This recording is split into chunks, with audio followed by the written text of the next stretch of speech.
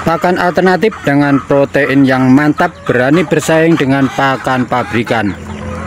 Assalamualaikum warahmatullahi wabarakatuh. Ketemu lagi dengan Pak Nu, Alternatif Ternak Peternakan Skala Rumahan yang selalu memanfaatkan pakan-pakan alternatif yang banyak di sekitar kita yang biasanya dibuang sia-sia.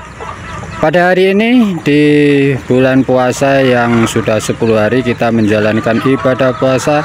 Semoga puasa kita selalu diberi kelancaran dan tentunya amalan ibadah kita di bulan puasa mudah-mudahan diterima oleh Allah Subhanahu wa Ta'ala. Di pagi hari yang cerah ini seperti biasa kita sudah mengambil limbah atau sampah dari toko buah, toko sayuran, rumah makan untuk menjadikan pakan-pakan ternak kita, sehingga peternakan kita untung lumayan karena dengan biaya produksi pakan yang rendah karena kita mendapatkan pakan secara gratis. Sebelum kita lanjut, jangan lupa like, subscribe, dan komennya serta nyalakan lonceng notifikasinya agar teman-temanku semuanya tidak ketinggalan info-info pakan alternatif yang akan kita sampaikan setiap harinya. Oke, untuk mencukupi kebutuhan protein, karena protein itu salah satu hal yang penting dalam peternakan kita untuk mempercepat pertumbuhan ternak-ternak kita agar menjadi gemuk dan cepat panen.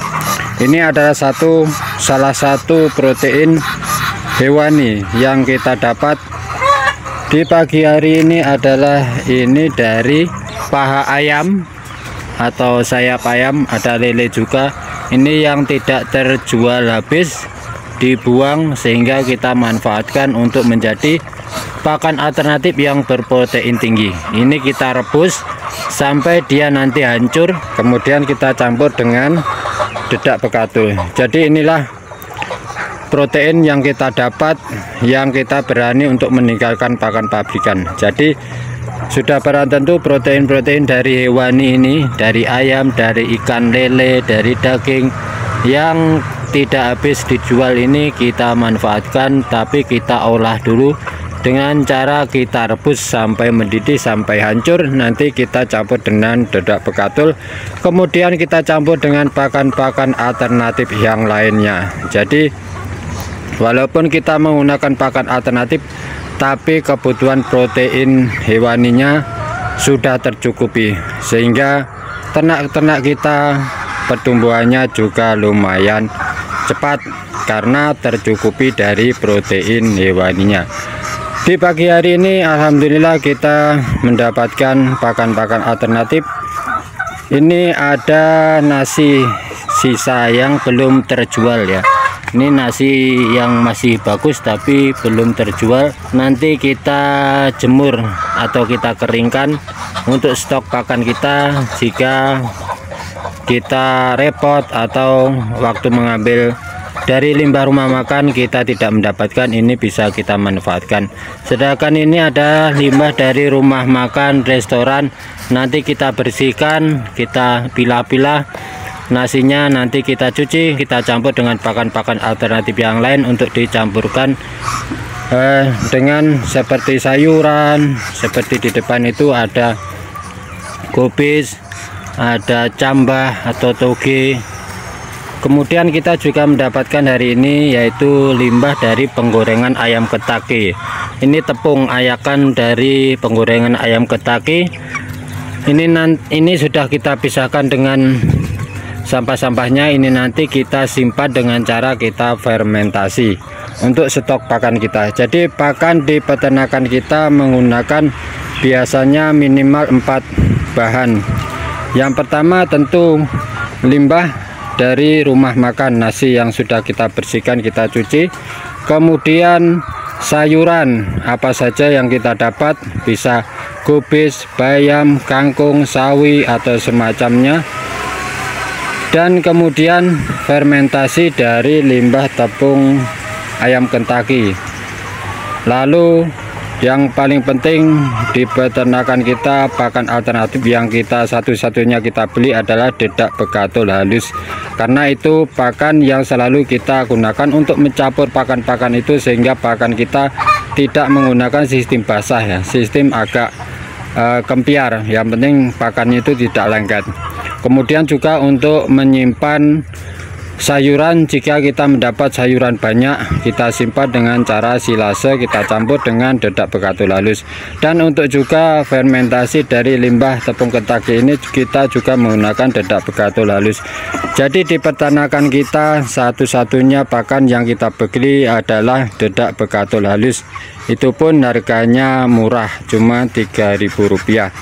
Jadi di peternakan kita sudah sangat menghemat biaya pakan. Karena apa? Dalam produksi peternakan itu yang paling tinggi adalah pakan ternak. Jika kita bisa memanfaatkan atau meminimalisir pengeluaran di pakan, tentu keuntungan akan semakin meningkat. Jadi salah satunya adalah kita memanfaatkan dari limbah, sampah, atau tumbuhan-tumbuhan yang tumbuh liar di sekitar pekarangan kita, itu bisa kita manfaatkan sehingga kita bisa mendapatkan keuntungan yang maksimal tanpa kita menggunakan pakan pabrikan yang harganya mahal. Jadi kalau kita menggunakan pakan pabrikan memang bisa cepat panen ayam gemuk, tapi akhirnya itu keuntunganlah yang harus kita perhitungkan. Jika keuntungan menipis, itu tentu kita akan menjadi malas atau tidak semangat lagi untuk beternak skala rumahan. Bedanya dengan menggunakan pakan-pakan alternatif, kita sudah nyaman karena pakannya tidak beli alias gratis. Jika saat kita panen, uangnya juga sudah bisa kita gunakan untuk hal-hal yang lain tanpa kita memikirkan untuk beli pakan pabrikan. Jadi itulah enaknya beternak skala rumahan dengan memanfaatkan pakan-pakan alternatif, sehingga kita bisa mendapatkan hasil yang maksimal. Jadi selalulah berusaha untuk berupaya untuk bisa memanfaatkan pakan-pakan alternatif yang banyak di sekitar kita. Bisa jadi tumbuh-tumbuhan liar seperti daun ketela, daun kelor, daun bayang, kangkung, itu banyak sekali tumbuh di sekitar pekarangan kita. Ataupun kita dekat dengan pasar atau rumah makan atau toko buah, toko sayuran, itu juga bisa kita manfaatkan. Sampah atau limbahnya kita bisa ambil setiap hari. Seperti di depan itu kita semua dapat itu secara gratis, tinggal mengambil saja. Jadi selamat beraktivitas teman-teman semuanya. Semoga di bulan puasa ini ibadah kita, semua ibadah kita diterima oleh Allah Subhanahu wa Ta'ala. Amin ya rabbal alamin. Wassalamualaikum warahmatullahi wabarakatuh.